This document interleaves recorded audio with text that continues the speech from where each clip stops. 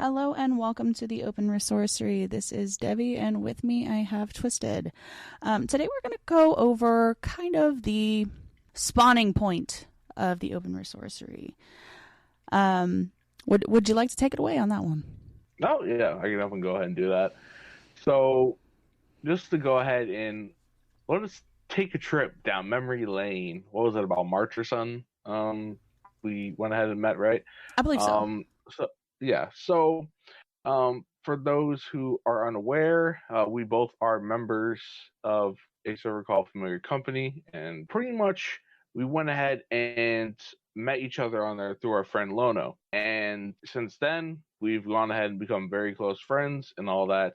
And we pretty much went ahead and just discussed, hey, why don't we go ahead and start a YouTube channel? Well, actually, to be more precise, Devi specifically stated that she wanted to do a YouTube channel, and she asked, hey, look, you want to go ahead and give me help in hand? And I was like, yeah, I'll go ahead and help. So Debbie, you want to go ahead and speak on exactly what your initial intent was in wanting to create this particular channel? Oh, absolutely. So, I mean, the Open Resourcery is supposed to be a place where we're taking apart those magic concepts and we're putting them in a more palatable form, so it's not just like all this archaic language and mysterious verbiage which makes no sense to anybody, but once you actually are in it, it kind of is like, oh yeah, I get it.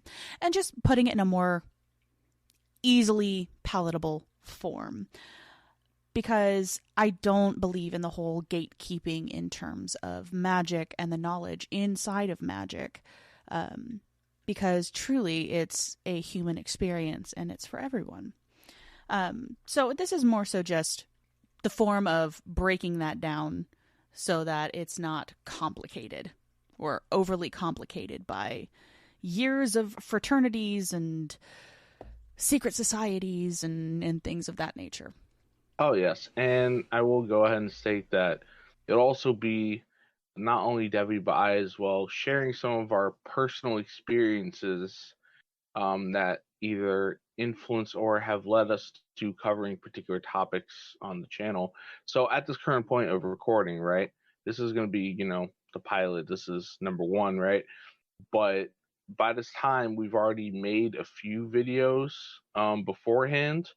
And for example, right, one of the first videos that are going to come up is one about this angel named Nitika, who we came across in the Encyclopedia of Angels by Rosemary Geely, or Guiley. I don't know the name of the author, the proper pronunciation. But in any case, like going ahead and sharing personal experiences of how, we came across this angel and our communications with it and things of that. So stay tuned for that one. That'll be coming out, however, shortly after this one. But yeah, pretty much just going ahead and, you know, us giving our 2 cents on different subject matter, whether it be different forms of divination, contact with different entities, um, different practices or traditions, the origins of them, or how they are in the modern day, pretty much a bunch of stuff. So with that, that's just generally, when it comes to what you can expect from an Open Sorcery as a channel as we move forward. We may have some people pop on from the previously mentioned Familiar Company server, whether it be like the aforementioned Lono, or just anybody who wants to pop on. And it may not necessarily just be people from there, but whoever is willing to come on and share what they know, give their 2 cents, as it were. So the first thing I want to talk about, right, in terms of like the actual, aside from the origins of the Open Sorcery, like, so with the Open Sorcery, we have gone ahead and we have a particular archangel, particular entity that serves as the patron of it in a sense, and that being the Archangel Uriel. So just in short, right? This is how we went ahead and came across Uriel. Not the first time either of us met or interacted with Archangel Uriel, but more so of like Uriel becoming more so of a bigger part of what it is that we do magically speaking. So I believe it was around, I believe the date for this holiday is September 29th, that being the Catholic holiday, holy day of Michaelmas, which for, all of the quote unquote saints that are archangels. So this includes the three that I mentioned in the Bible, which are Archangel Michael, Raphael, Gabriel, and depending on tradition, Uriel, because Christian denominations, some acknowledge Uriel, some don't because they were never mentioned by name in the actual official Bible. But in extra canonical texts, they get their exposure and shine. But truth be told, Archangel Uriel is more so one of those lesser understood angels. Um, Even though when it comes to the magical tradition, the Western tradition, they are one of the four of the cardinal directions, which includes the other three that were also mentioned, each denoting one element out of the four elements being, fire, water, air, earth, and all of that. But pretty much we were doing a thing for Michaelmas of like giving thanks to those four archangels in different ways that they were assisting us and helping us out, as well as, by extension, any archangels that they deemed to be like, hey, look, pass on the energy to that were given to you as like, share the wealth where you deem it necessary to any other angels that we may not necessarily have named or thought of that should get the recognition that they should. And at this particular moment, Uriel, made themselves known to us of like, hey, look, I kind of feel left out. And, you guys have been going ahead and working and calling upon, Michael, Gabriel, Raphael for different stuff, more so than you call upon me. And, I just want to be a bit more of help, and pretty much like that one kid in class who goes ahead and like raises their hand and is like, me, teacher, me. So yeah, pretty much, Uriel went ahead and uh, went and made their intent known to us of wanting to be more of assistance. And with that, we obliged and started utilizing Uriel more so. And with that, we've developed more so of a bond, you Working could say. relationship. Yep. Working Yep. relationship and a Partnership. bond, a partnership for certain. I mean, I wouldn't I wouldn't say Uriel was sitting there as, me, but I think it's more so of, hey, I'm volunteering. I would like to personally work in partnership with you guys. But I understand Okay. the Yeah. concept. Oh yeah. Oh yeah. Definitely. And in light of that, right? So when it comes to uh Uriel and what I mentioned before of not necessarily being as understood as the other mentioned archangels, whether it be in the Christian sort of tradition or even in the Jewish Kabbalistic sort of tradition of the Kabbalah and the different spears of the uh, Tree of Life, which is known as Sephiroth, for those who don't know. Um, Uriel went ahead and made it clear to us that, well, first one I'll say, A, is they aren't attributed to any spear of the Tree of Life in the Kabbalah. And B, I will go ahead and let you take over that one. What you personally found, Divinium. Well, in terms of, identity and what they identify with, we can look at the archetypes, right?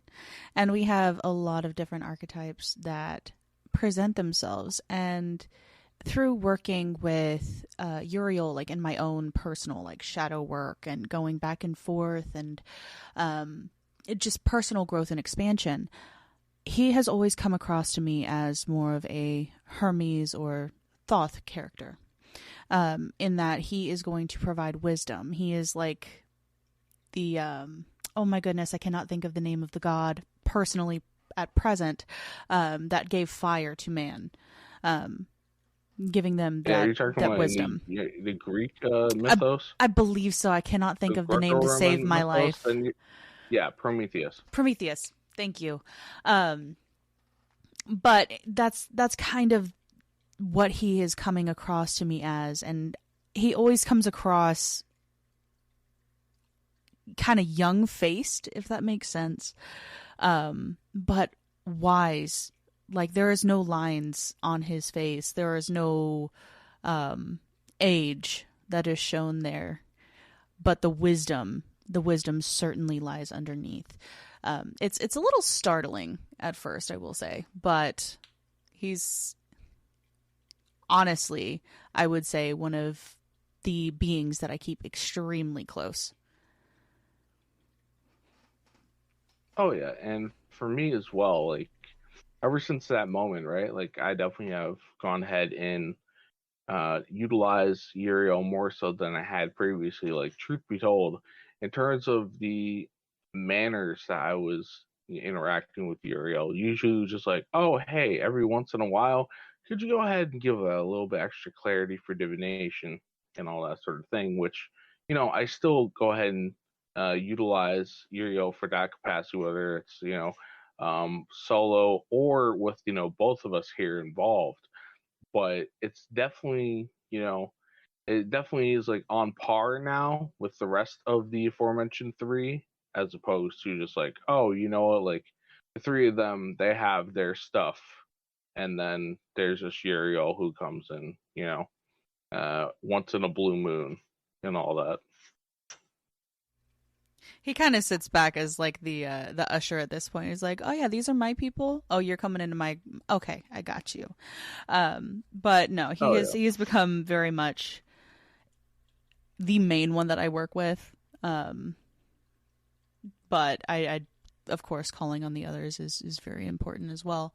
I just don't have as personal of a relationship with them. Oh yes, but that's to be expected. Can't be close with yes. every single angel you work with. But also he helps us with the. There's Gabrielle, but Well, yeah. There's Gabrielle with the whole past life stuff you're talking about, but I think that's discussed for another time. Well, I mean, Gabrielle thinks of me as a brat, so take with that what you will. It's complicated. Put it that way. But if anything, my apologies. What was the thing you're about to say, though? Oh, with no, it's all good. With Uriel, he also is helping us a lot with making sure we're getting correct information, like you said earlier, with clarifying divination and making sure we're getting a clear, concise picture.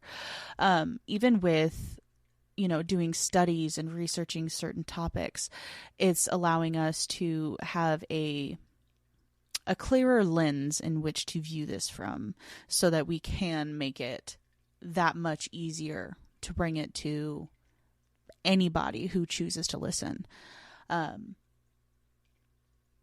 I really do think that having him here is probably the most important part that we've done. Oh yeah. So so that pretty much like covers all that we really wanted to go ahead and address about.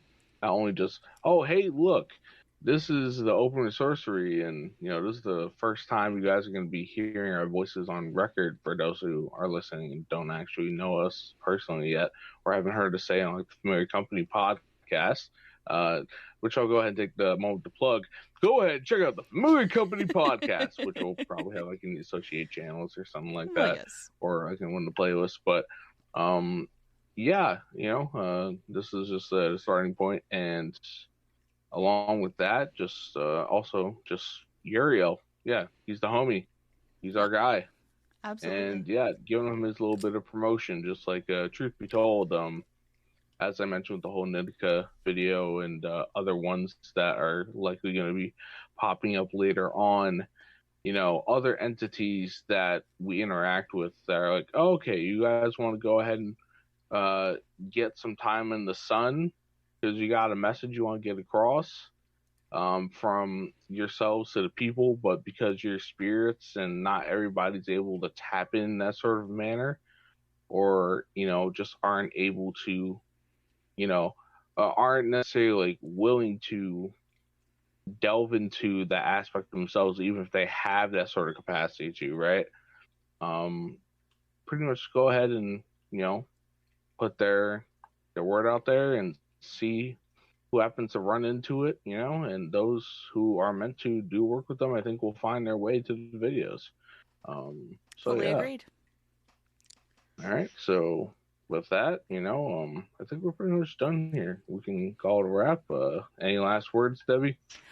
Nope. Just this. This is the Open Resourcery. I'm Devi, one of your hosts here, this Twisted, and we will see you next time. Yep. Stay frosty, Neguses. Later.